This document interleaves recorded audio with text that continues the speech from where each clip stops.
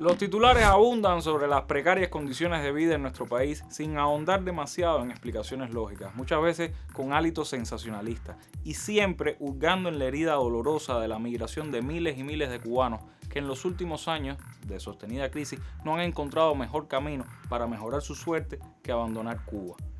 Esta realidad de escasez de alimentos, fallos de servicios públicos, apagones, que todos los que aquí vivimos conocemos, se trata de mostrar como responsabilidad exclusiva del gobierno, ignorando factores de decisivo peso como el bloqueo. De esa crisis y de cómo intentan capitalizarla los enemigos de la revolución estaremos hablando hoy. Subo el volumen para que en su barrio sepan que ya empezó con Filo, el programa de la contrapropaganda comunista. Un espacio para mostrar con todos los matices, las noticias, los hechos, las matrices de opinión que circulan en los medios y en las redes sobre la realidad cubana. Vamos a rasgar la costura de la manipulación mediática y adentrarnos en la arista filosa de los acontecimientos.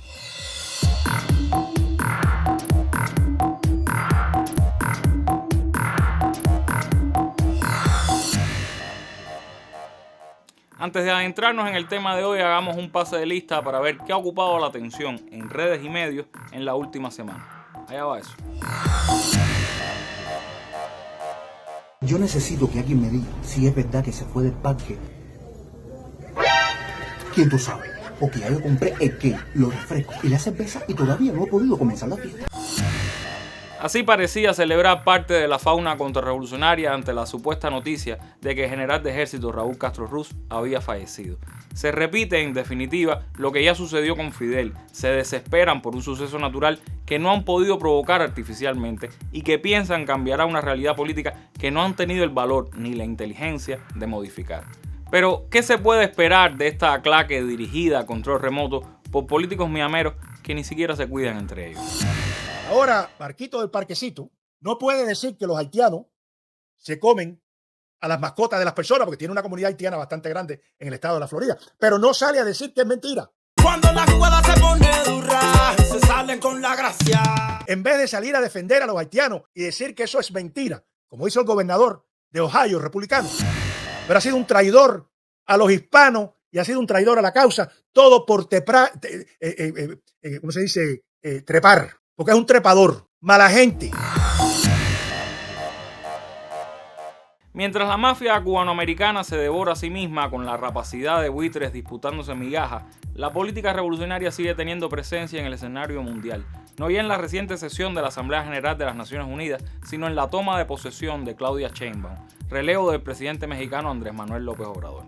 Miguel Díaz-Canel, presidente de la República de Cuba, fue invitado a la ceremonia, a diferencia de otros jefes de Estado, y desde México habló sobre la especial relación entre AMLO y nuestro país. Ustedes conocen a Andrés Manuel López Obrador, ha sido uno de los presidentes mexicanos que más ha hecho por Cuba. Se ha comportado como un verdadero amigo, como un verdadero hermano de Cuba. En medio de las condiciones más difíciles por las que nosotros estamos viviendo, el apoyo de López Obrador siempre ha sido directo, coherente con su ética como revolucionario, como dirigente, y también profesando un amor hacia Cuba.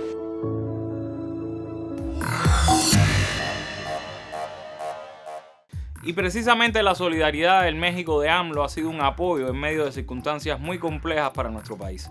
Mientras otros gobiernos han aprovechado la coyuntura para atacarnos, sumar medidas coercitivas o construir una campaña de descrédito, ejemplos como el de AMLO nos reafirman en el camino correcto. Y qué decir de los medios hegemónicos y su análisis sesgado de la realidad cubana. Pero de eso que nos hable Cuba Información. No es necesario ser un economista experto para saber que la causa principal de la crisis cubana es el bloqueo a su economía por parte de quienes controlan o condicionan el comercio, el crédito, las inversiones, el transporte y el sistema financiero internacional, el gobierno de Estados Unidos. Puede ser discutible si las medidas desesperadas de La Habana para paliar la situación son más o menos acertadas. Esta evidencia obliga a Washington a un importante esfuerzo por silenciar, negar o minimizar el impacto de su política de carácter criminal sobre el pueblo cubano. Para camuflar su guerra económica, desarrolla una intensa guerra comunicacional a través de medios subvencionados y medios corporativos aliados. Otra de las tácticas desinformativas es minimizar el impacto de la guerra económica de Estados Unidos, incluyéndola en un paquete multifactorial. La situación es producto del mal manejo en la política económica del país, de los rezagos de la pandemia y de las sanciones de Estados Unidos, nos dice el canal alemán Deutsche Welle. Washington persigue y tapona todas las fuentes de ingreso y suministro del país, desde las inversiones al turismo, pasando por los convenios médicos o la entrada de petróleo. No es una más de las causas, es la causa estructural esencial de la situación, que sería radicalmente diferente sin el bloqueo de Estados Unidos. Sobre el bloqueo y la difícil situación del país volveremos luego, pero ahora hagamos un alto en el camino para recordar que hay naciones hermanas sometidas a asedios mucho más virulentos. Jorge Luis Iglesias tiene al Medio Oriente, sobre todo a Palestina y al Líbano, y a la creciente agresividad de Israel en la mira.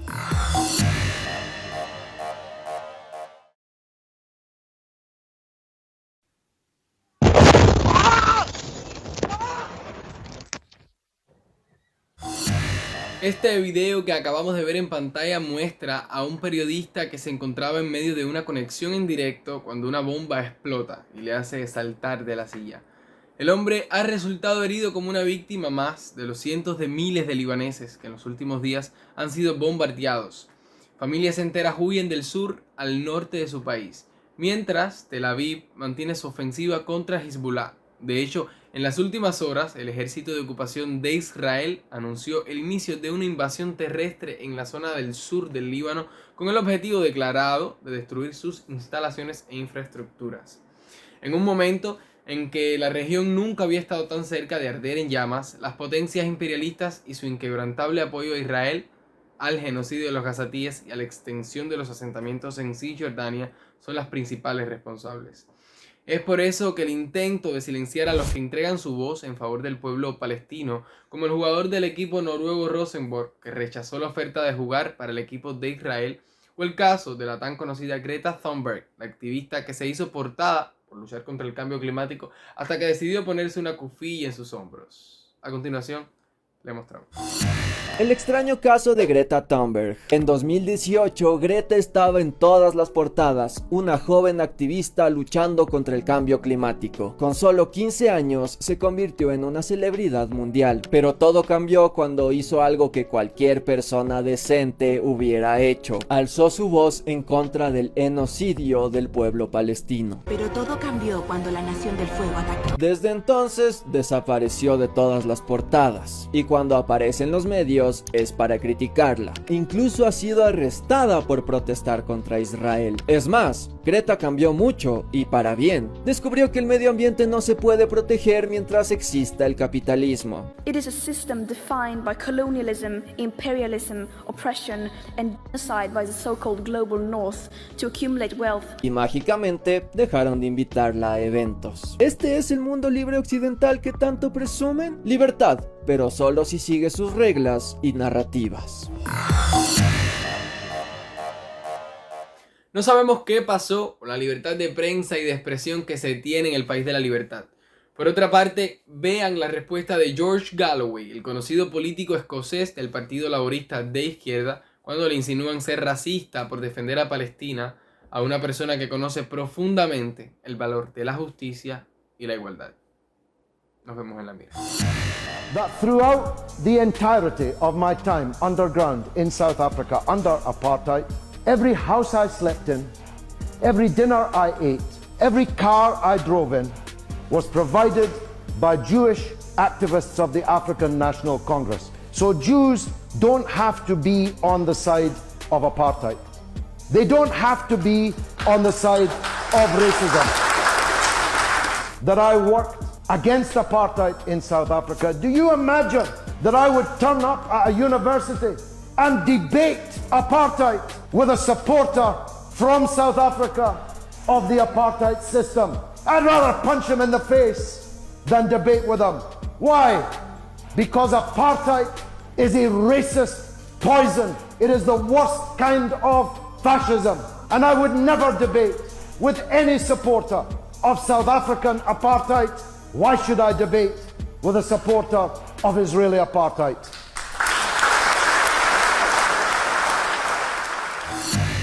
Bueno, el problema de Cuba es un embargo criminal.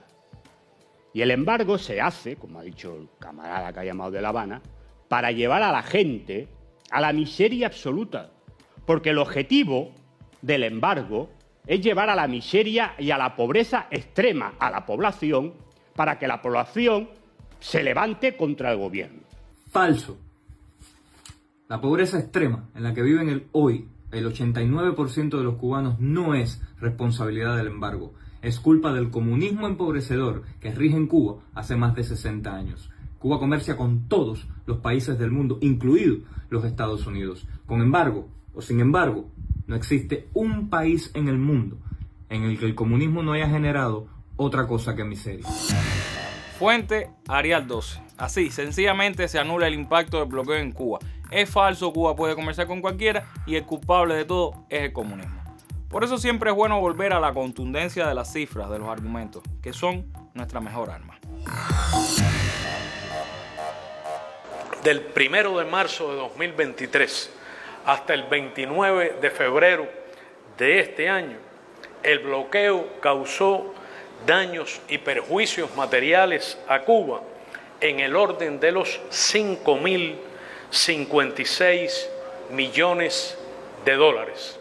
Es decir, más de 5.000 millones de dólares, lo que significa un incremento de casi 200 millones de dólares respecto al periodo anterior y con un peso extraordinario en una economía de dimensiones pequeñas como es la nuestra. Esto significa un impacto de 421 millones de dólares mensuales. Cada 30 días se acumulan daños en el orden de más de 400 millones de dólares. Imaginarán ustedes sus efectos.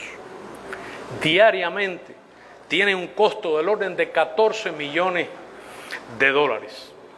Cada 24 horas, 14 millones de dólares. Más de $500,000 por cada hora de bloqueo. El bloqueo no es la única causa de la crisis en Cuba, pero sí que es la principal. Decir otra cosa sería un sinsentido. Y si es en definitiva una excusa para nuestra ineptitud, que nos quiten la excusa. Bravos no nos vamos a poner. Claro que independientemente de si quitan o no el bloqueo, cosa que a estas alturas del campeonato parece poco probable, debemos revisitar lo que hemos hecho en materia económica en los últimos 15 años. Porque si bien es cierto que no podemos revertir los efectos de la guerra económica que libra contra nosotros el imperio más poderoso de la historia humana, sí que podemos ajustarnos para que no campee por sus anchas la desigualdad, esa variable fundamental para el sostenimiento de un proceso de justicia social y soberanía popular como es la Revolución Cubana. Síganos en nuestras redes sociales. El jueves, si todo sale bien, estaremos en otra directa por Facebook. Y si nos quieren ver en persona, este viernes toca Peña de la Pupila Afilada, que estaremos dedicando a los CDR y a la HS. Así que habrá caldosa y música, eso está garantizado. Por acá, por el vidrio, regresamos el martes. Crucen los dedos. Hasta entonces, manténgase con filo. Chao.